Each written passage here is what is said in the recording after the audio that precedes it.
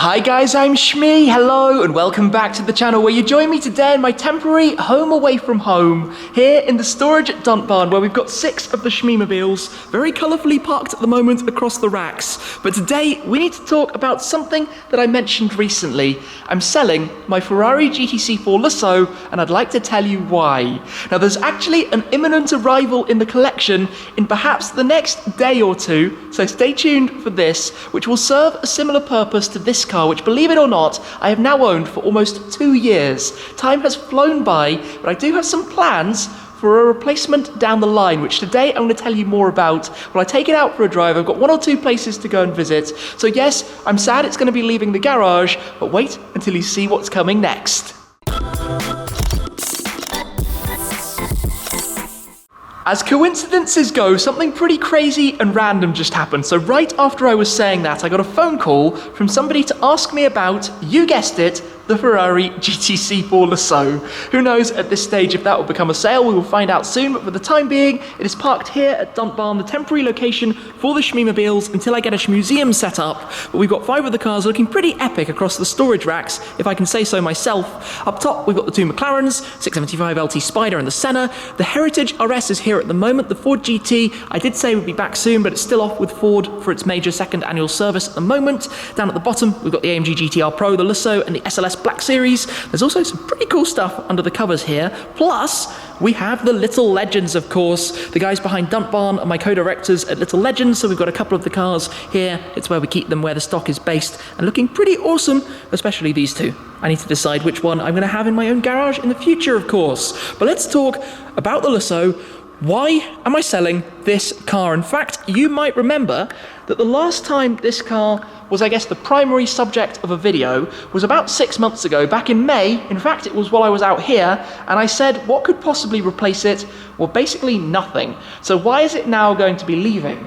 Well, it turns out that that was the last day I drove the car, half a year ago, which sounds bonkers. Of course, I've been away. Many of the other cars, in fact, have been out across the continent, have been to the Nürburgring, have been used plenty, but I haven't found a reason really to take the Lusso out. And like I said, it's coming up now for 2 years. I've done around about 10,000 miles with it, so it's had a pretty good innings for a V12 Ferrari.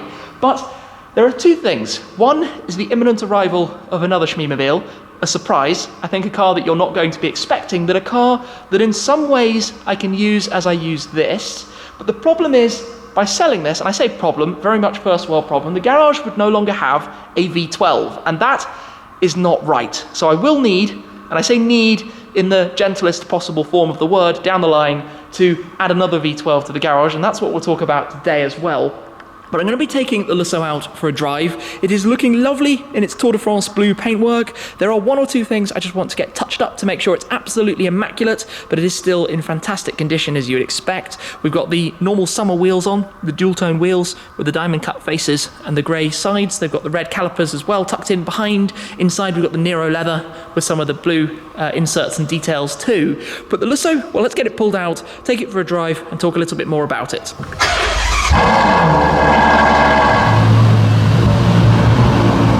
It is a little bit strange being back at the wheel of this car, although it's turned out to be a pretty nice day. It was actually pouring with rain when I came out to Dunt Barn earlier. But like I said, it's been half a year since I last drove the Lusso, which is crazy to think about. Basically, I've owned it for, what, 1 year and 8 months, so the best part of 2 years now, but the vast majority of the mileage was back when it was new, and then earlier this year, back in March this year, when I did a massive tour all the way around Europe, when things were starting to go a little bit crazy, when it was all happening, when flights were being cancelled, this car became the mile muncher around Europe. But there's something about the Lusso which no other car really does. The way it's such a dynamic car with this naturally aspirated V12, it's such a special thing, and you don't really get that in any competitor, which is what I talked about when I did last drive it. Now, the car has been driven itself since then by other people, including, of course, when we moved from my old storage unit out to Dunt Barn and we came with a convoy. I think it was Joe Achilles who was driving it on the day, and it looked awesome on the move. But like I said, it's not really been used, and that brought up the question in my mind while I was off touring, am I going to keep it? Does it make sense to keep it? Now, I make no secret of the car that I would really love to one day be basically the replacement to this in the garage, and I will get to that in a second. But something else came up that I was quite interested in trying and in adding to the Shmeemoblies, something that I should be picking up literally, like I said, in the next couple of days, which in some ways does what this car does, but in some ways it's also very, very, very, very, very, very different. Polar opposite ends of the spectrum, so we'll see exactly how that's going to go and what it's like. But ultimately, and this is the thing, right, when I bought this car, I made no secret that I would also love to have a Ferrari 812 Superfast. I make no secret that the 812, the Superfast, and the GTS are my favourite production or series production road cars that you can currently buy. They are epic monsters of machinery, just brilliant things to drive, everything about them. And this car is 90% of the 812 in a more practical package. Now, what you have to think about here as well is that back when I bought this, at the time I did have my two Focus RSs, but I didn't yet have the G63, and I didn't have the new car that's about to arrive. So in terms of practical cars in the garage, this was my most practical at the time. My upmarket, I guess, four-seater, the car that I would use for taking other people around, or for if I needed something more practical but still wanted a stylish or a supercar type thing, which now might be a little bit more repetitive in the garage almost, which begs the question of, is it possible in the future to add the 812? Would it be a Superfast or a GTS is a question for another day. But that basically got me thinking, well, given I've not really used it and there are other things coming, it's time really for this to move on to another home. And this car has been close to me from the very beginning. You might remember that the previous owner was actually the friend of mine who bought from me my 675 LT Coupe, the original Shmeemoblies cerulean blue car. And at the time he bought that from me was when he was looking in the spec for this car, and we actually spoke about it back at the time. So it's gone all the way through the cycle. He sold it through Bramley, who I then bought it from, and it's being sold again through Bramley now, so the car will now go to Bramley. So it's almost gone a little bit full circle, but it was a really nicely spec'd car.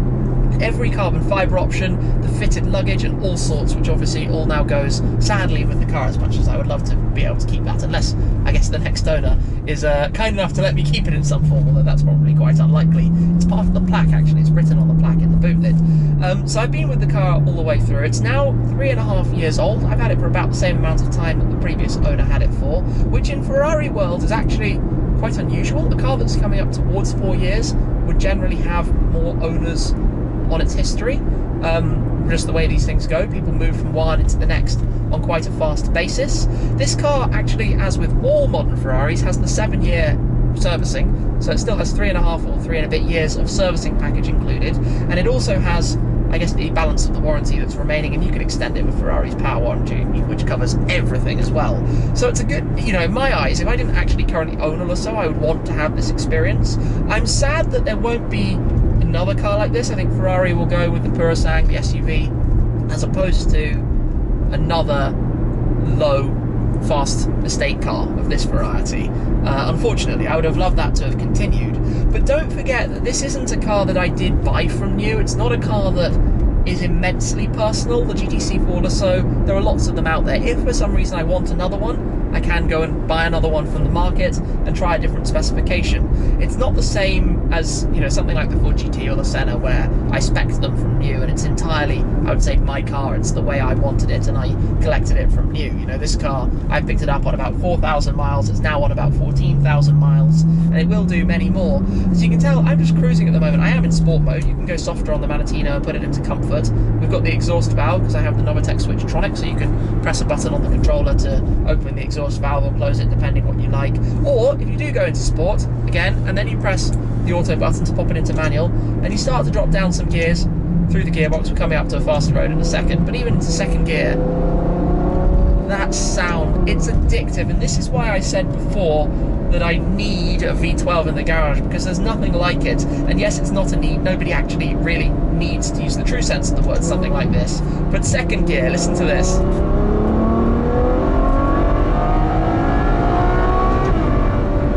It's just heaven. And I've said so many times that in the future, we're not going to be able to have those things. Look at the Ferraris. The Lusso is now with the V8 turbo as well, and I suspect that the SUV will use the V8T engine, and maybe not even the V12, and who knows what the next generation 812 Superfast will offer as well. But ultimately, while these can be driven and enjoyed, and while you can do this with it,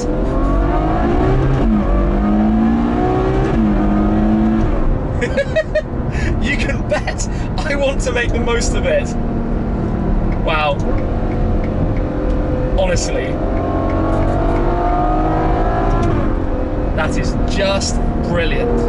Just absolutely brilliant. So, it's not that I want to sell the car, it's that I know something's coming and we're at a funny time of the year. Obviously, I've talked a lot about the Shmuseum location, which is hugely expensive. So knowing there are other cars coming, and often when I buy new cars, I tend to keep the older ones as much as possible.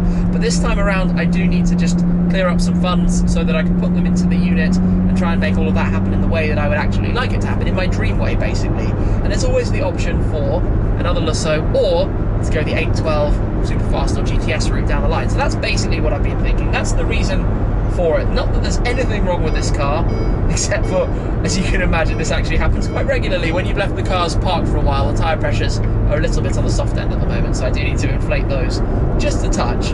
But all in all, this car,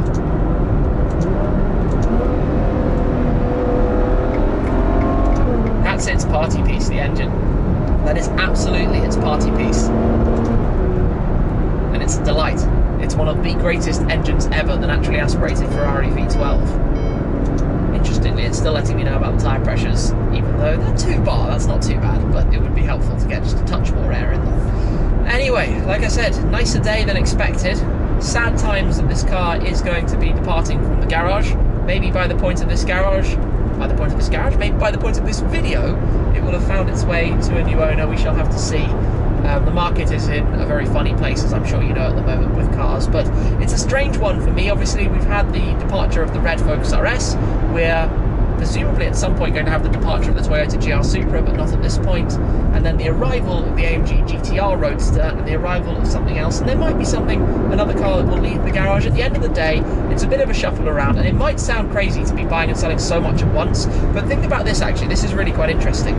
In the last 2 years, I think last year I bought maybe 5 or 6 cars, and the year before also 5 or 6 cars. In both years I sold about 2 or 3. This year has been quite quiet up to this point. Only 3 cars have come, and prior to this week only 1 car had left.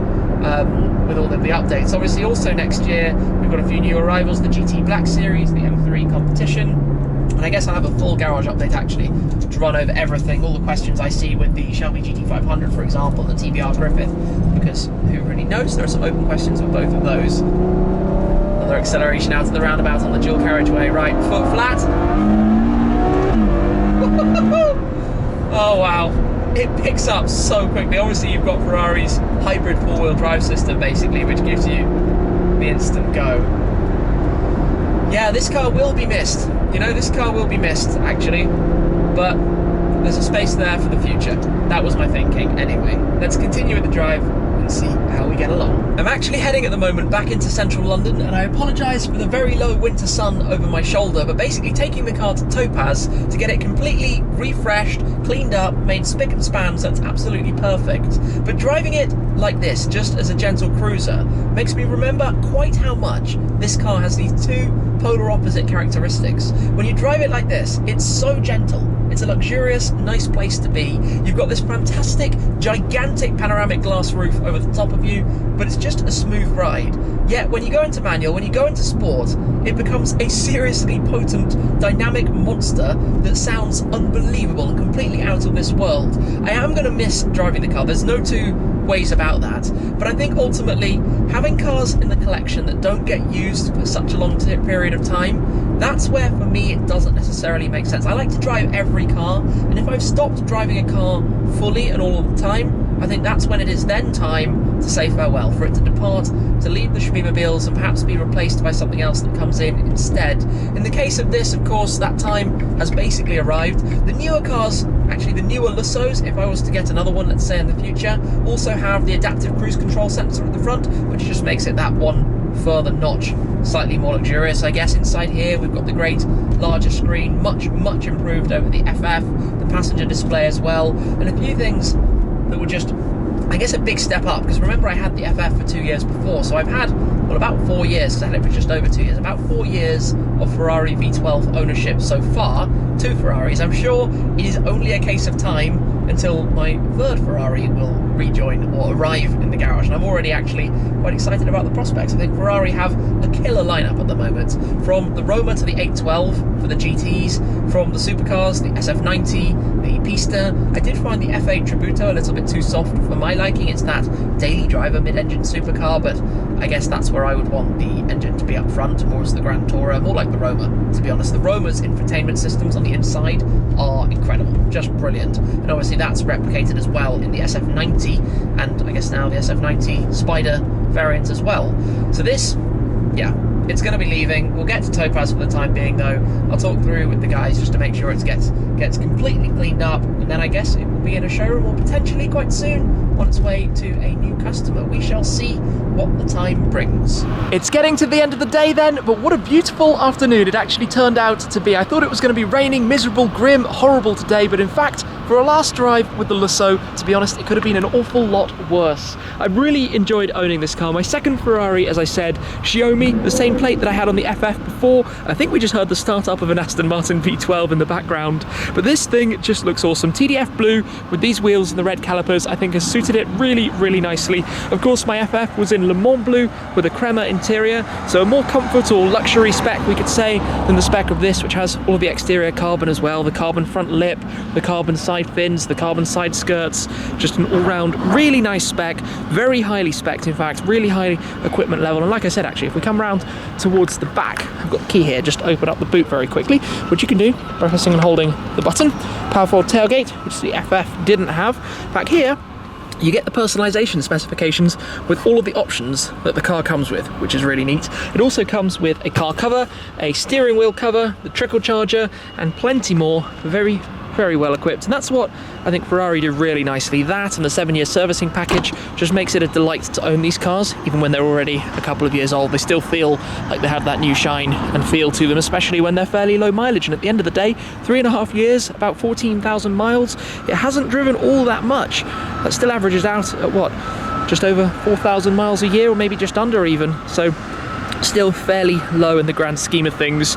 Awesome though, absolutely love it, will miss it, but look forward to the thing that's coming next, plus hopefully in the future an 812 as well. For now, we'll get it inside at Topaz, a few things to get sorted out, but thank you very much for watching as always guys. I appreciate your support, and I'm sorry that we're going to be saying farewell now to the Lusso. That's it though, I'll see you again very soon. Cheers!